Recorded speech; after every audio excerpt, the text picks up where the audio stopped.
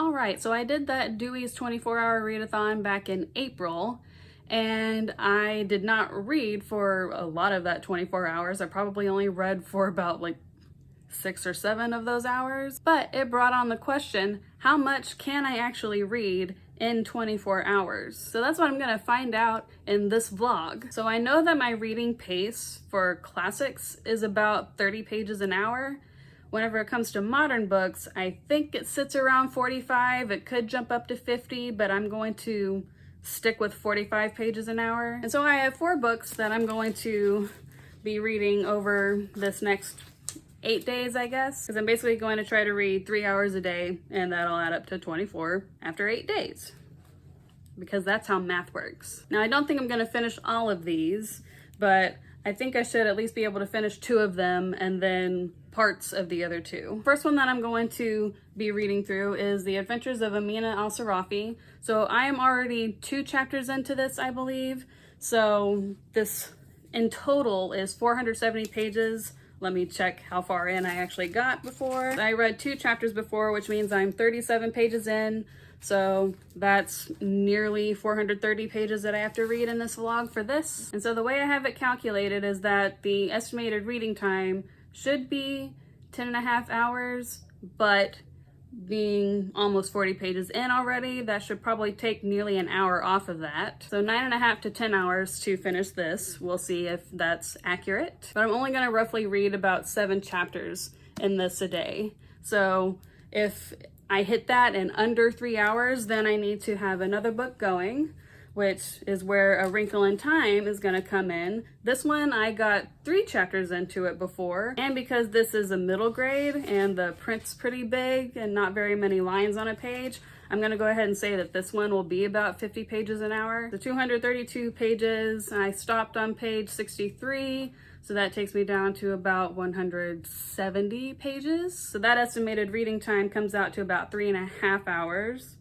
So I should definitely be able to get through both of these in plenty of time. Another book that I'm going to read during this vlog is Strange the Dreamer, which is broken up into 4 parts, so I kind of want to read a part a day, but that's why I'm going to hold off till the end of the vlog for this one. But we'll see what happens with this, but I have the estimated reading time at just under 12 hours because it sits at 532 pages, and I did not get very far into this at all yet, probably only about 10 to 15 pages in, but this is the one I'm pretty certain I won't be finishing in the vlog. And then I have Sometimes a River Song, which is something that I've had on my Goodreads for a long time, but I think it must be self-published or something because I never hear about it, I never see it around, I didn't find an audiobook for it or anything, so I went onto Amazon and ordered myself my own copy.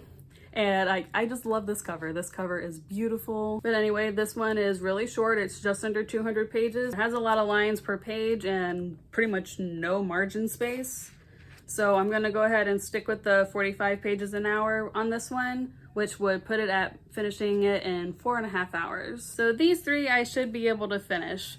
It just depends on if I decide to dip into this any before finishing this or A Wrinkle in Time or something. And now it's time to start my 3 hours a day, so I will go ahead and check in with you after every hour, probably. Maybe I might check you in after 3 hours to make sure that it's staying consistent, but not getting tedious. Okay, first hour is done, but it was probably like the worst first hour to start because pretty much as soon as I started reading, then a massive thunderstorm passed through and we lost power for like a second and then just kept getting distracted by other things. And so I don't know how accurate this number is to my reading speed, but I only got like 36 pages done.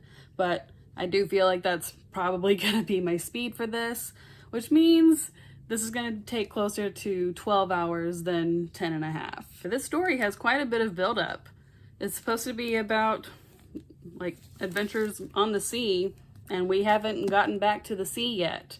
I think we might in this current chapter because they're at the harbor looking for her old ship. But over 70 pages in and we are not on the water yet. But Amina's really interesting, and now I've met Delilah, who is also really interesting.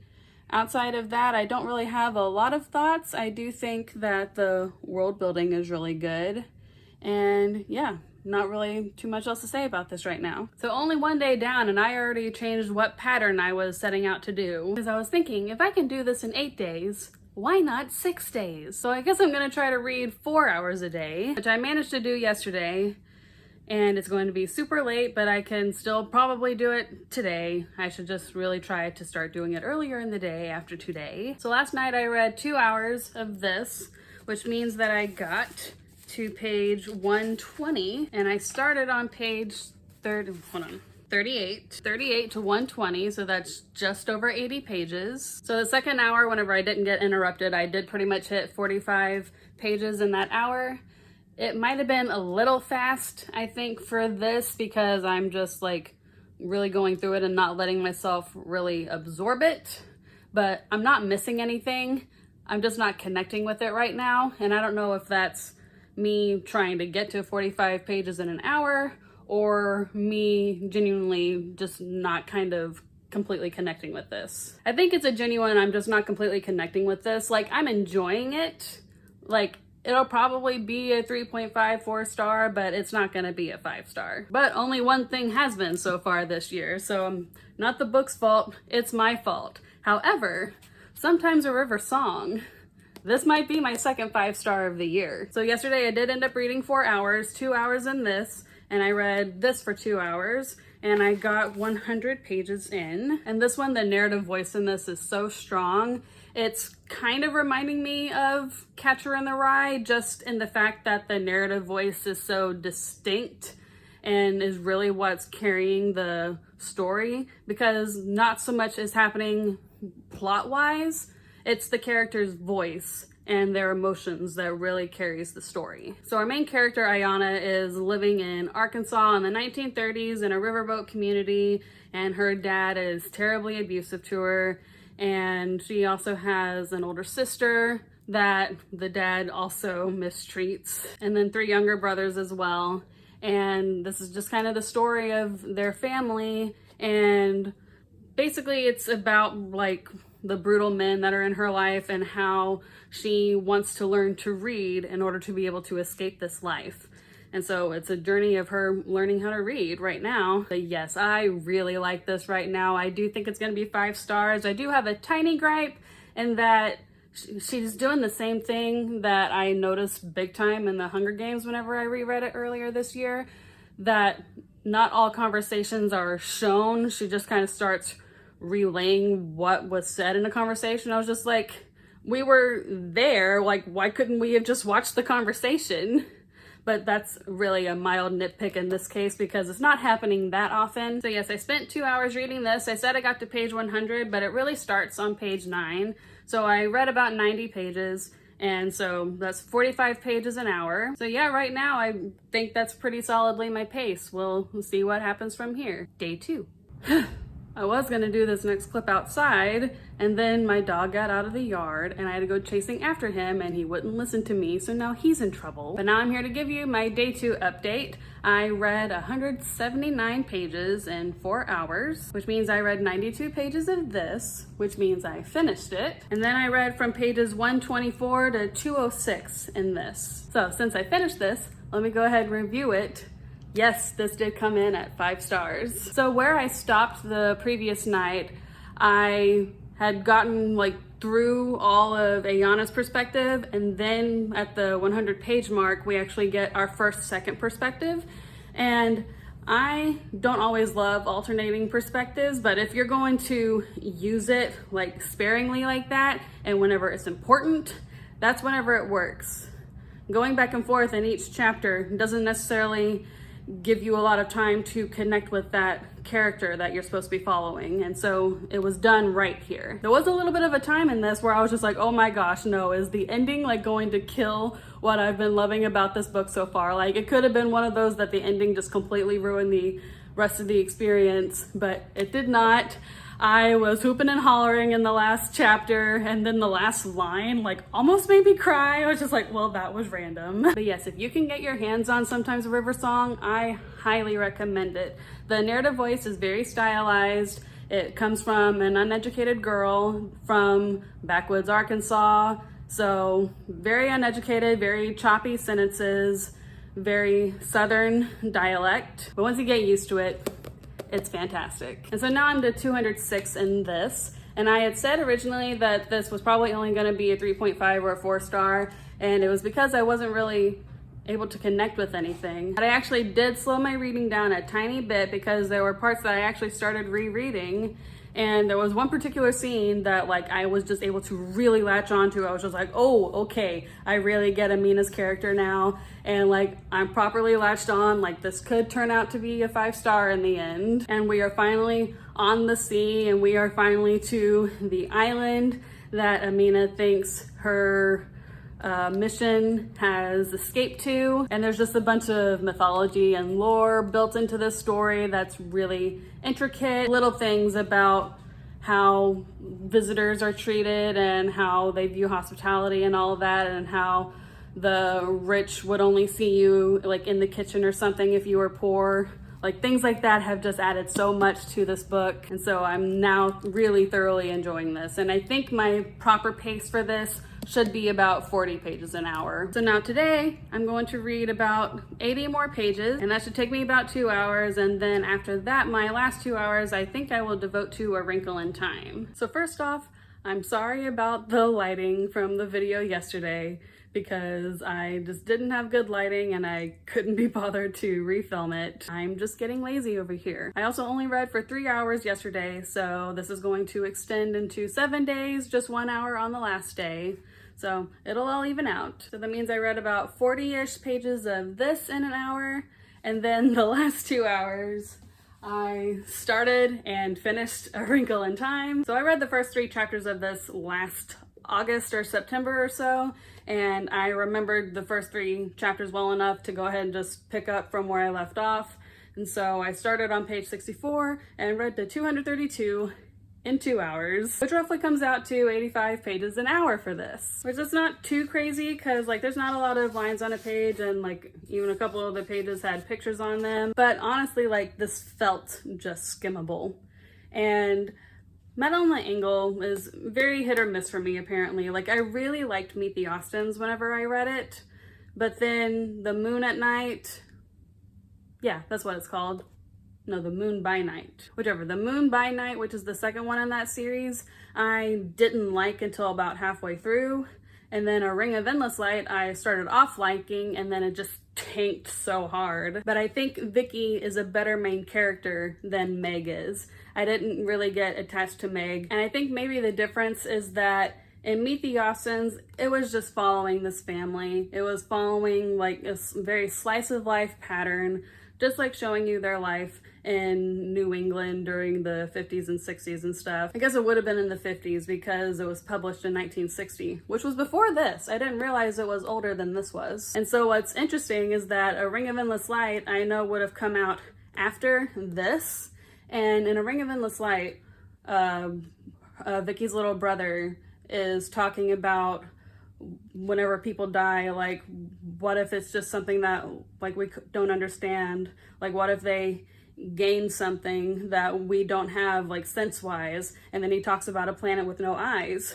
After reading this, I realized she's referencing this because there's a planet of people in here with no eyes, and Meg trying to explain sight and vision and looking and seeing and stuff like isn't really working. And there are concepts in here that are interesting, and the fact that the evil in it was wanting to make everyone exactly the same, and they can't deviate from anyone else ever because deviation is where wars and disagreements and stuff start. So I do like the overall message, but it just feels very clunky.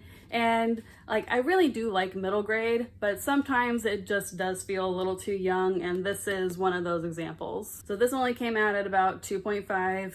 It's fine, no major grievances. It was just kind of like, I read it, there you go. But since my estimated reading time for that was 3.5 hours, I finished it in 2. I've gained a whole other hour to where I can get something else in, and I've decided that I don't want to tackle Strange the Dreamer in this vlog because I am reading Amina right now, which is very like lore heavy, world building world building heavy. And Strange the Dreamer I know is going to be the same way, and I just don't want to do two of those at the same time. So I'm going to go ahead and do a historical fiction, I believe this is. It might not be historical fiction, it might be contemporary, but Everyone Dies Famous in a Small Town by Bonnie Sue Hitchcock. I read her The Smell of Other People's Houses a few years back and absolutely loved it. And this one I think also takes place in Alaska. And it doesn't look that it's necessarily a plot. I think it's just a collection of short stories following different teenagers in Alaska. So we'll see how that goes, but I think roughly this is going to take 5 hours because it's 194 pages. Yes, 194 pages. And so that's, if I go about 40 pages an hour with this, like most of my books have been, then it'll overlap a tiny bit, but I think I can probably do 45 an hour in this, but 40 to 45, this will be done in about 5 hours. All right, day 4 is done, and that extra hour that I missed on Saturday is already taken care of because I had to finish this. So the first hour was actually 41 pages out of Amina al-Sarafi, and then I decided to break that up and get into this. And then this took me 3.5 hours as opposed to the 5 hours that I initially thought it was going to. So the first hour I read 56 pages, and then 60, and then 58, and that was 3 hours, and I had 20 pages left after that. And Bonnie Sue Hitchcock has confirmed herself as a favorite author of mine because I love The Smell of Other People's Houses, and now this was another 5-star. This one, it's really funny that I connected with the storytelling of this so much because the whole time I was thinking, okay, why do I like this so much? But whenever I read And Then the Mountains Echoed by Khaled Hosseini, I really didn't like it, even though it was kind of the same idea that the stories were all just kind of connected to each other. But Bonnie Sue Hitchcock just did a much better job of it. And I do also specifically remember thinking that if And the Mountains Echoed was 200 pages shorter, I would have liked it better. And this is over 200 pages shorter than the Hosseini book was. I also think that Bonnie did a really good job at making certain elements the same in every single story. Like there's one wildfire that is actively affecting like 3 different strands of this plot. And then there's like one pervert priest that shows up in like 3 or 4 different plots.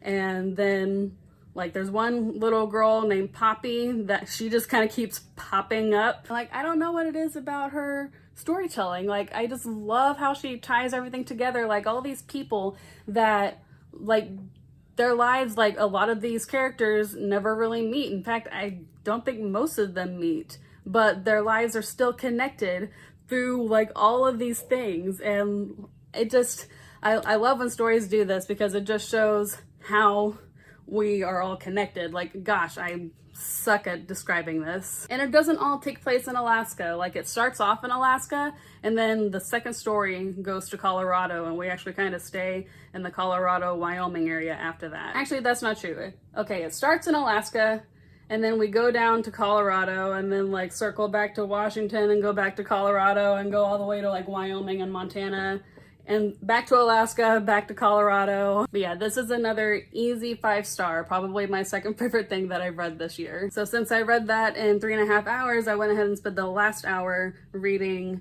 28 more pages of this. And so I should only have 4 more hours of this. So there's 8 hours left of this experiment. So I'm going to try to finish this in 4 hours.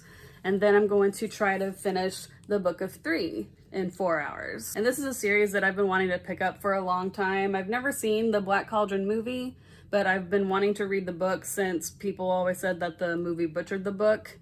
And this is the first book in that series, so I'm gonna start here. But I just love this cover. Like, look at it, it's so fun. So I'm really hoping I enjoy this. All right, this is the last day of this little experiment, which means day 5, I finished, I didn't finish either of these, but I read 85 pages of this and only have 75 left, so I will update you on this whenever I finish it. And then the Book of 3 might only take me about another hour and a half, which means I'll have like 30 extra minutes to, I guess, just read something really random. But I got 112 pages into this and there's 186 pages. So I just have about 75 pages left in this too. And the Book of Three starts off pretty clunky. A lot of the exposition and like info dump stuff at the beginning is done through dialogue, which would be preferred, except for the fact that it doesn't feel like organic dialogue. So these people are just randomly talking to each other about these things, just like, what? And the writing style itself is just kind of plain, kind of wooden. However, like once we got out of, I don't know how to pronounce it, Caer Dallben.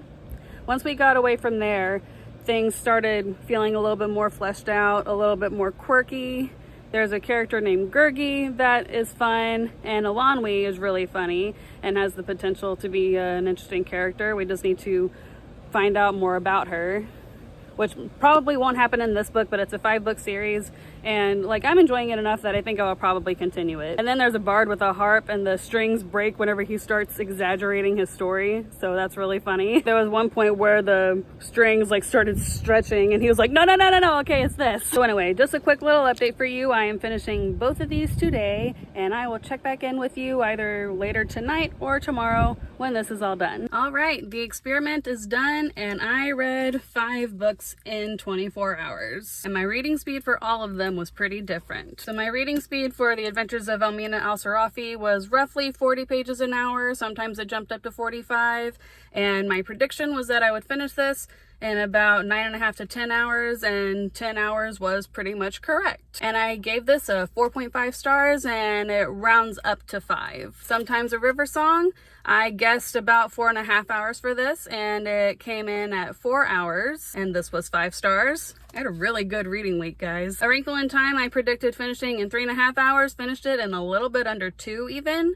This one was 2.5 stars. Everyone Dies Famous in a Small Town, my initial prediction was finishing it in 5 hours, and I finished it in 3.5, and this was 5 stars. And then The Book of Three, my initial guess was that it would take 4 hours, and it took just over 3, like 3 hours and maybe 10 minutes. And this one I gave 3 stars, but I'm gonna go ahead and continue in the series. And so with all of that, I even ended up gaining an extra hour at the end of this. And so I picked up The Girl Who Speaks Bear, and I got, let me see, 70 pages into this. I started off telling you my reading speed with Amina and then didn't tell you the rest of them. Sometimes a River Song was about 45 an hour, and then A Wrinkle in Time was like 85 an hour. And Everyone Dies Famous in a Small Town was about 55 to 60 an hour, as was The Book of Three. And the rate that it's going right now, The Girl Who Speaks Bear is also about 60 an hour. So I guess it just kind of depends on what kind of book I'm reading, because my speed isn't consistent. And I also, during this whole vlog, I've been listening to Happy Place on audiobook, but I wasn't counting it in this experiment because I wanted to see what I could physically do rather than just listening. But yeah, so I've actually finished 6 books in a week. And my grand total of pages that I read physically this week was 1,231 pages. That's so much, but also doesn't sound like a lot. But I need to remember, it's just been 6 days. So now I know how long it'll take in the future to read like really big books like War and Peace and It and stuff like that. And if I can just keep that in mind, I can have the sight of finishing big books in the future and not be so overwhelmed by them. But anyway, that is it for this little experiment. I gotta get going, so bye.